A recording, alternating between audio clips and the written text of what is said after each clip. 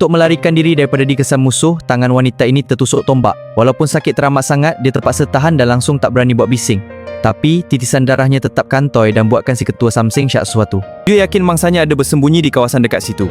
Nasib baik dalam keadaan cemas tu, dia ternampak seekor burung merpati di sudut bangunan. Tiba-tiba dia dapat idea. Dia sapukan darah pada bulu burung tu, lalu melepaskannya terbang. Masa Samseng tu nak sambung mencari, orang bawahan dia nampak kesan darah burung tadi di lantai. Ini buatkan si ketua fikir yang kena tadi mungkin seekor burung. Rajan yang tengah mengamuk terus buang tombak dan batalkan niatnya. Wanita tu fikir mereka dah selamat. Tapi sebab terlalu gementah, dia terlanggar meja. Bunyi tu terus dedahkan tempat persembunyian mereka. Tanpa buang masa, Rajan ambil balik tombak dan terus tikam ke arah bunyi itu dengan kuat. Si anak kecil berlari ke arah ibunya. Tak disangka, Samseng tu terus baling sebatang kayu tepat terkena kepala si ibu. Lepas tu, orang bawahan dia baling pula sebilah kapak. Rajan sambut dengan tenang dan terus hayun kapak tu. Memandangkan kapak tu dah nak singgah kat kepala, si ibu cuma mampu peluk anaknya erat-erat. Mujurlah pada saat genting, muncul seorang lelaki misteri yang datang menyelamat.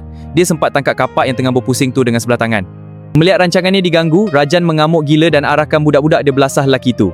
Tapi, walaupun pisau dah diletakkan kat leher, lelaki ni langsung tak takut. Malah, dia dengan selamba tunjuk isyarat mencabar. Samseng yang tercabar tu terus serang. Tapi korang tahu tak, Arjun cuma gerak sikit je lah terus semua geng Samseng tu tersungkur atas lantai. Tengok lelaki ni hebat sangat, baru Rajan sedar yang dia dah tersalah cari pasal dengan orang yang salah. Sebenarnya, sebab apa Arjun tolong?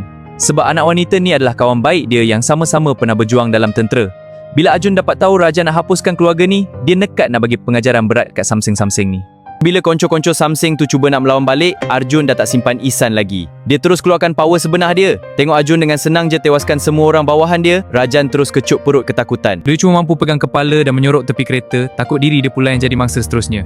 Tapi Arjun tak bunuh dia. Dia cuma bagi amaran keras dengan tenang. Kalau kau buat jahat lagi lepas ni, aku akan buat hidup kau lebih seksa daripada mati. Rajan yang ketakutan terus cepat-cepat setuju. Akhirnya, dengan kekuatan luar biasa Arjun, dia berjaya selamatkan ibu kepada kawan seperjuangannya itu. Setakat ini sajalah video kali ini. Kita jumpa lagi dalam video akan datang.